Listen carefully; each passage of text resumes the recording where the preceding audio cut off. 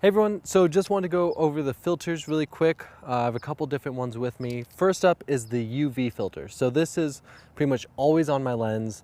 It's really just a clear piece of glass. It doesn't affect your image in any way. And it really just protects that front element of glass. So I'll take a picture here. Cool. And you can see it looks pretty natural, looks very normal. Now I'm going to screw on a polarizer. And again, what the polarizer does is it helps with reflections. And one of the main ways people use it is to help make the blue sky really pop. So I'm going to line this up. And you actually spin the polarizer on here. And that's what's going to adjust. So you can see when you put your eye through, you can see how it changes. Now you can really see between that first shot with just the UV filter and then the second shot with the polarizer, it really deepens that blue sky.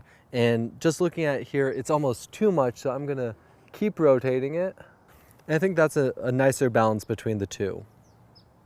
Now you can also tell that there's sort of a gradient with the blue sky happening, and that's because the sun is off to the right here, and so it's much brighter there going to much darker. So if you're taking a landscape or something, you might want to think of where the sun is and position it so you don't get that gradient in the sky. Last up, we're going to talk about neutral density filters, and these are the filters that just darken your image overall, but they don't actually affect the colors or anything like that in any way. Okay, so I switched lenses just because I only have a variable ND filter for this one. You can see here on the side, that goes from minimum all the way to maximum. And so what that's doing is that it's basically making the image darker. So really this is, if you're shooting in aperture priority or anything, by using this, it's not going to affect your image because it'll adjust the shutter as need be. So let's go into manual mode, and I'm at an f4 ISO 400 and a 1/100th shutter speed.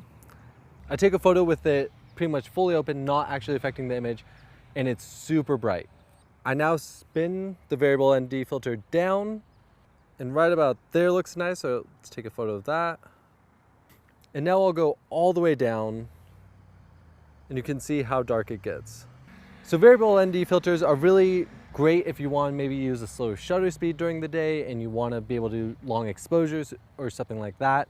They're also nice, if you want to use really specific settings, shoot at a specific ISO, a specific shutter, and a specific f-stop and not need to change even if the light's changing, you can use a variable ND filter to just change the amount of light that's actually able to come into your lens.